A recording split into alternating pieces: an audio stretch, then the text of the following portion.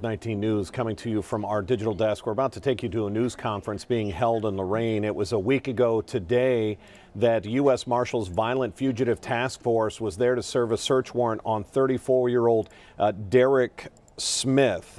When they were there, they confronted Smith in a bedroom. According to U.S. Marshals, he came at them with a table leg, a wooden table leg. 2 U.S. Marshals were injured. They subsequently fired and shot and killed him. We're supposedly going to be getting a look at the body cam video today. Let's take you live to the news conference. So what we're going to do today is, of course, you know we had the incident on April 18th. We're going to take you through an overarching umbrella of the whole incident to start out with. And then we're going to kind of go backwards, and we're going to break each portion of the incident down into small pieces, because it's like drinking from a fire hose when you watch the first videos. And we're going to help you understand it and digest it in pieces. And then at the very end, we're going to bring it all together again in the full video in the full speed. This whole incident took place in only a matter of seconds. So when you watch the first full speed video, you're sitting here safe and sound behind the desks with your phones and pens and cameras. The officers were out there living this live in a matter of seconds in the chaos. So you're going to be confused when you watch the video the first time. Imagine what they were feeling when they lived it live. So on April 18th of this year, the Marshals Fugitive Task Force were involved in a use of force incident in Lorain. The purpose of this presentation is to simply show the body-worn camera footage and to present it to the public to ensure there's transparency in what law enforcement is doing. They have a right to see what we're doing, and we, as an independent party, are going to ensure that they see what we are doing in the streets of Lorain. There will be no questions at the end of this. This is still under investigation by the Lorain Police Department and our partners. And at a point in the future, there will be a press conference involving us, the Marshals, and the other agencies involved in the investigation, where there will be question and answer period. The incident, 8:05 a.m. on that date, the Marshals Task Force notified LPD dispatch that they would be at 911 West 21st Street attempting to serve a federal arrest warrant on Derek Smith. The arrest warrant was for a parole violation. At 8:09 a.m., uniformed officers were dispatched to the residence to assist the Marshals Task Force, who called out over the air of shots fired, and they requested EMS and additional officers immediately. Our uniformed officers arrived on scene and became aware of multiple injuries to Smith and members of the task force.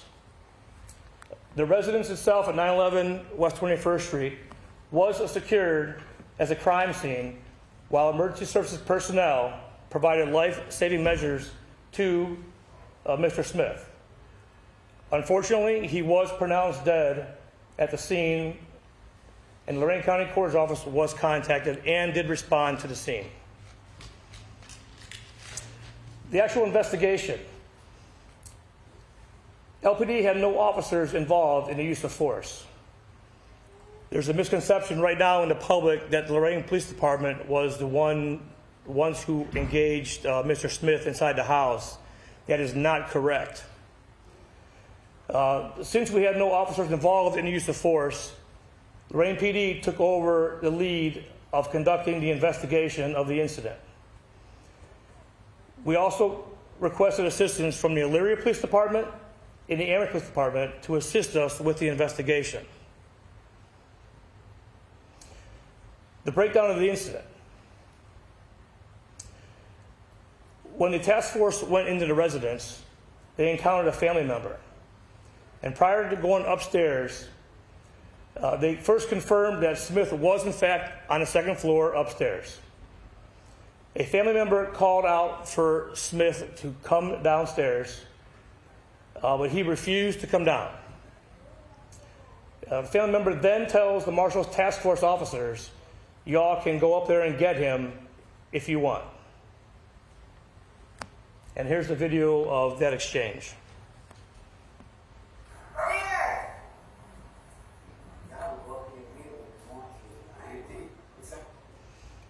You need to hear it again real quick? Yeah, play it again, Jake.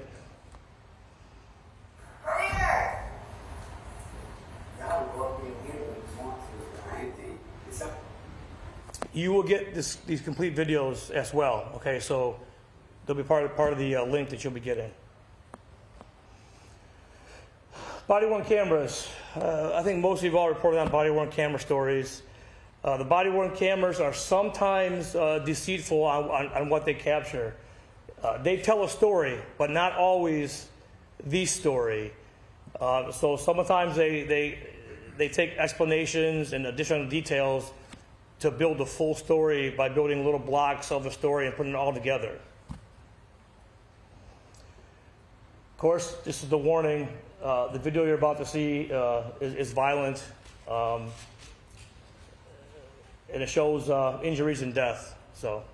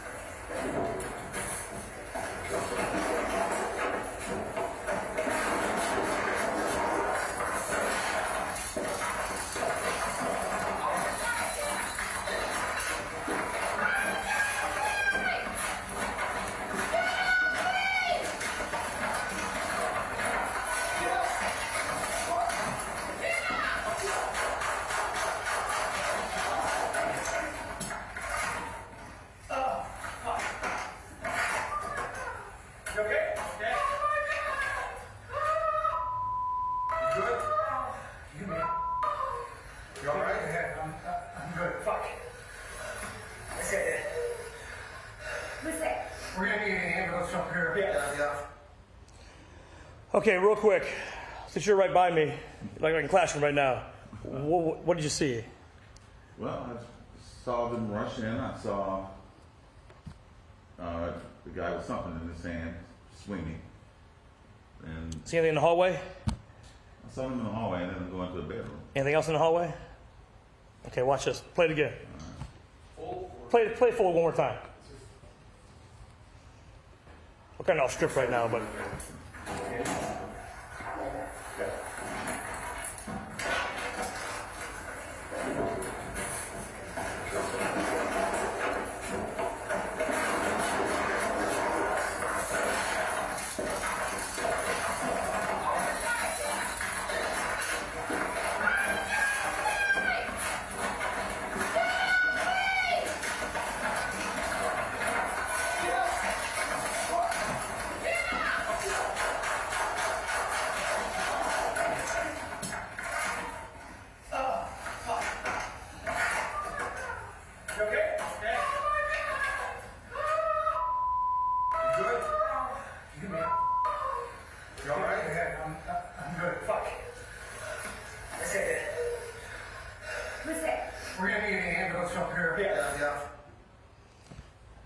Anything else you see? Don't worry about it, because everybody misses it. Well, did the confrontation start up? Yes, we're going to get to it. Next, Jake. This is a slow motion, and I'm going to kind of narrate this. So we're going to play it. I'm going to narrate a little bit, and then we're going to play it again for you, okay? Because it's very, very important, okay? Jake, when I say pause it, okay?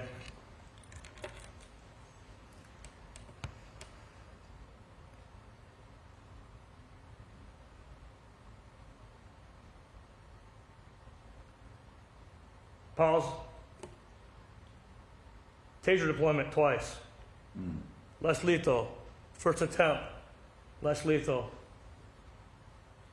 Ineffective. You said twice? Twice. Ineffective. Keep going.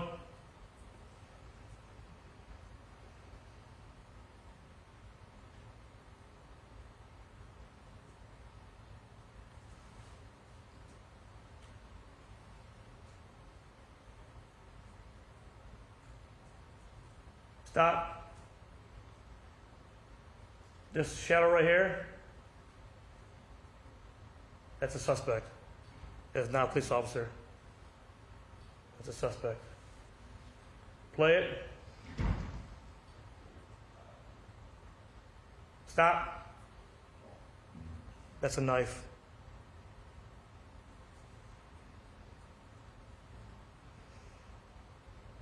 Back up a little bit, Jake. Stop. I'm just going to give you a little bit of preview here. The first officer has a shield and pinned what everyone initially thought was a baseball bat. Pinned what they thought was a baseball bat, ended up being a big table leg with the shield, what's commonly called a ballistic shield. Pinned that shield to the wall, pinned the leg to the wall, didn't know he had a knife. Once the leg was pinned to the wall, the suspect stabbed him 3 times in the neck. Right back here. Play it.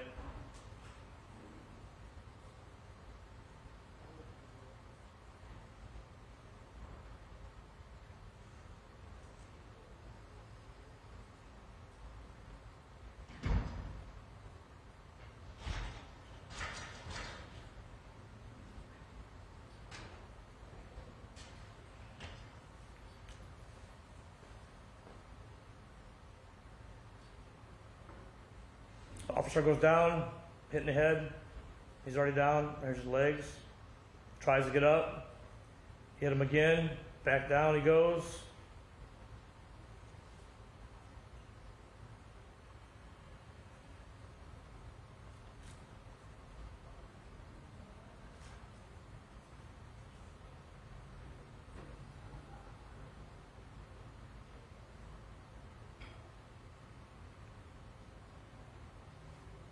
Okay, stop, Jake.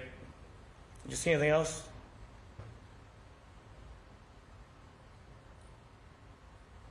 Back it up, Jake.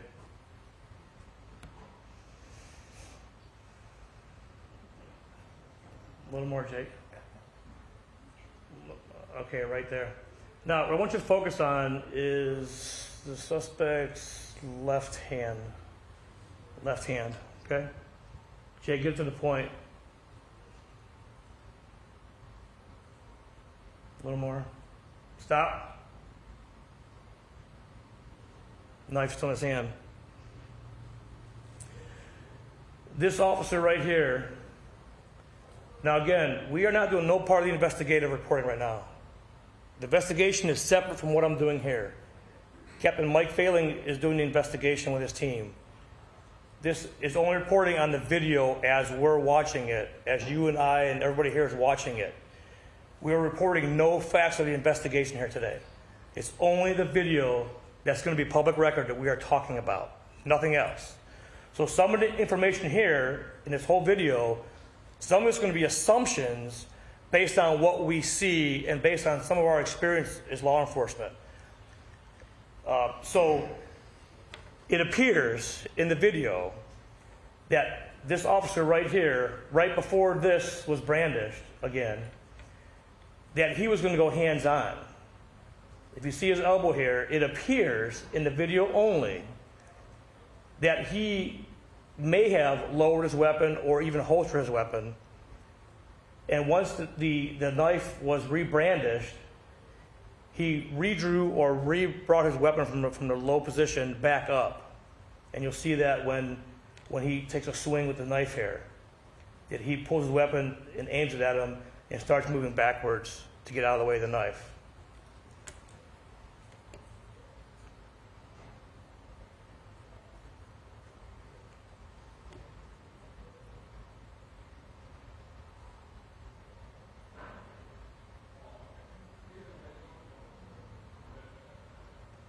Stop for a minute, Jake. The room is kind of close quarters here, as you can see. This shield is backwards. It's backwards because it was knocked out of their hands when the first shield guy was struck with the knife and the blunt object, later determined to be a table leg. And this officer right here picked that shield up just to get something in between It appears he has something in between him and the suspect. The shield's backwards. The handles for the shield are inside the concave portion on the other side of it, which says U.S. Marshals. But it's still something in between him and the suspect. So it's still something there, but it's backwards. And that should also show you how chaotic it was up there.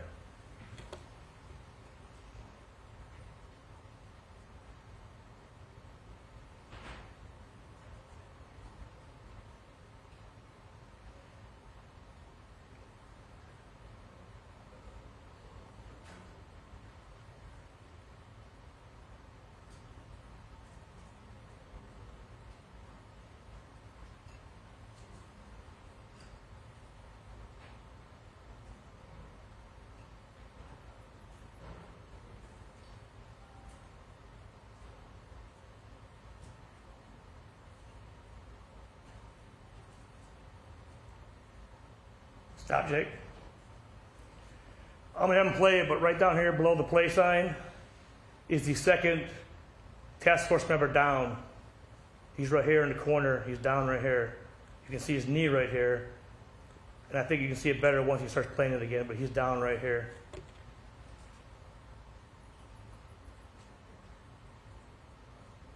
His foot and leg.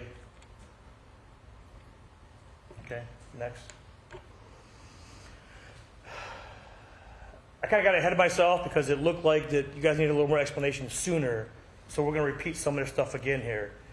The taser and less lethal, he charged officers with a knife in one hand and the blunt weapon, which was determined later to be a large table leg. The officers used a ballistic shield to pin Smith's hand with holding the object. And then Smith began stabbing the officer multiple times. The taser was deployed at least 2 times. But the subject was not. It didn't work. It didn't work. The hallway here is very narrow. It's a very restricted environment, so it made things a little more difficult. Go ahead.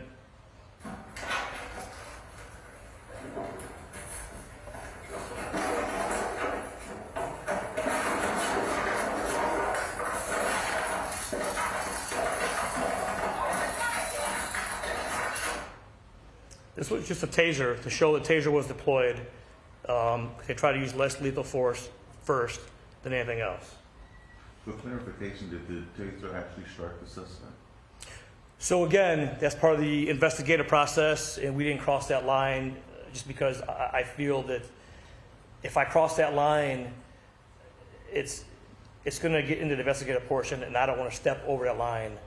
I want the captain and the detectives to get all the stuff done, and then we're going to come back here and do it again with all the facts. That's going to talk about all that stuff. So I just think it's better that way. This is going to be a FOIA release, so everyone's going to have this video.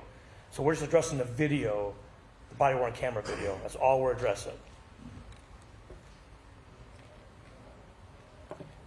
Slow motion version of it, taser deployed.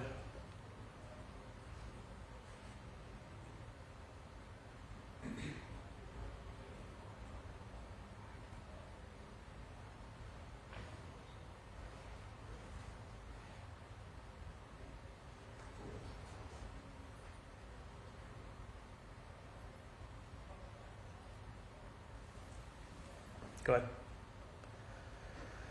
So here's the breakdown of when Smith stabbed the officer multiple times. So Smith charged the Marshals task force officers with a knife in his hand and the blunt object in the other hand. The taser again was used to try to attempt to subdue Smith, but it was unsuccessful. The officer was stabbed multiple times in the back of the neck and the base. So I don't have a body armor to show you here, but it got between the body armor and the head and neck, and right back down here is where he got stabbed at.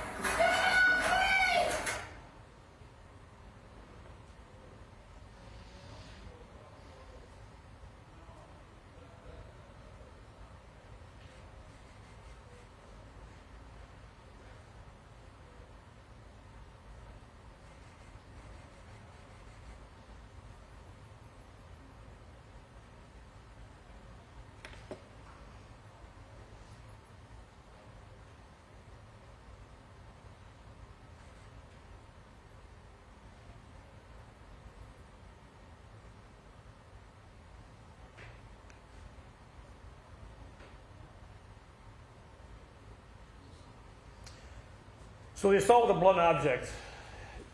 You know, initially everyone thought it was a baseball bat by the way he ended up holding it with two hands, swinging like a baseball bat. You know, it's same with everyone here watching these videos at full speed. You're sitting here behind the table, relaxed, not in danger, and you all didn't know what it was. So the officers were hyped up in a state of, you know, somewhat a little bit of confusion once that whole thing started running its course. So initially we thought it was a baseball bat. Ended up being a large table leg from a big table, which resembles a baseball bat the way he was holding it. So when we came out from the room at them, it's unknown for right now if the marshals pushed him back in the room or he retreated back into the room. The investigation will show that later on. When the first officer that went down, he actually yelled, "Get help," because he was injured. And Smith moved towards that officer and swung the object again, and we believe that he hit him in the head and he knocked him back down. So go ahead, Jake.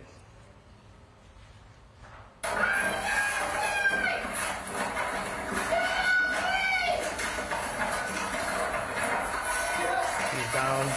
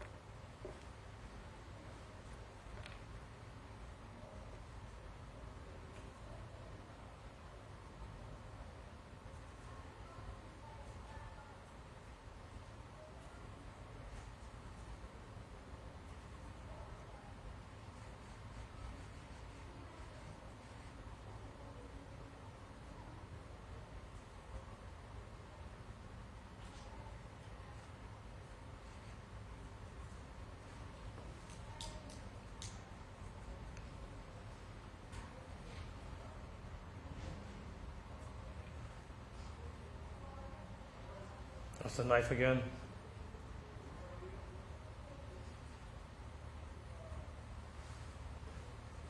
This is a table leg. And you can see why at fast speed, high speed, why someone would think it was a baseball bat.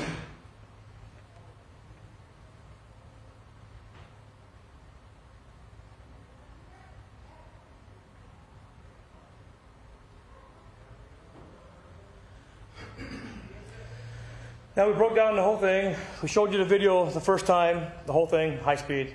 Then we went slow speed. Then we broke each part down individually so you can see how it's broken down. This final video is the complete full event from the hallway all the way through when the shots are fired and the two officers are down and the suspect's down. So it's the full video, the high speed. What side would you look at?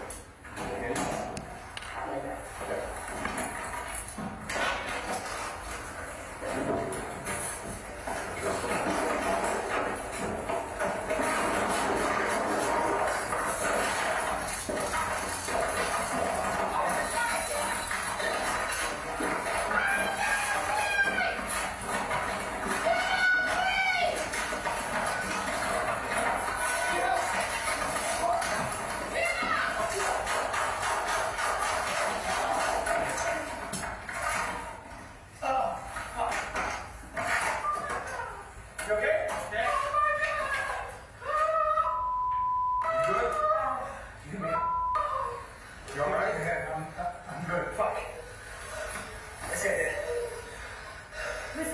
We're gonna need an ambulance up here. Yeah. So a total of 3 marshals were taken to the hospital at Lorain Mercy for injuries sustained from the stabbing and or the blunt force. I believe it's to the head. The investigation will show those facts after the investigation is over. So again, we're here today to show transparency to the public. The public always demands transparency, and they deserve transparency. That's why we're here today. And they get their transparency through the news media. So we're here for that, and We hope that we showed you transparency, and you're all going to get the link to the full video from start to finish, with no cutouts, no interruptions. It's just there. You are going to see some blurred out portions because federal requirements make us blur out federal officers' faces and identification. So that's just the way that goes. But as for all the actions officers did, they're all in the video, same as they are here. And that's it. There'll be no questions taken. If you have any questions about the videos itself, or you want to see them again here, we will show them again here. That's as far as I'm going to go with questions until the investigation is complete by Captain Failing's crew. Will we get pictures of the table leg and the knife? You get this whole presentation and all the videos. Are we able to see just one more time? Which part? The video, the full. Yeah, go ahead. Are you able to see how the officers are doing, like health-wise? As far as I know. So it looks like they're going to show this video again for the reporters that are in the room. I should tell you we have our reporter Harry Boomer at the scene. He will have a complete synopsis of this, but you heard no questions. I will admit the first time they showed the video in full speed, I did not see the knife.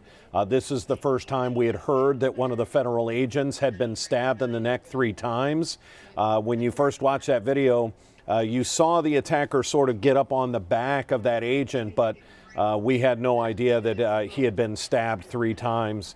And then the whole incident spills into that bedroom. The police department wanted the public to see it in its entirety. I thought it was interesting. They played that first part of the woman calling upstairs for 34-year-old Derek Smith. And when he didn't answer, she said, I believe she said something about, y'all can go up there and get him if you want.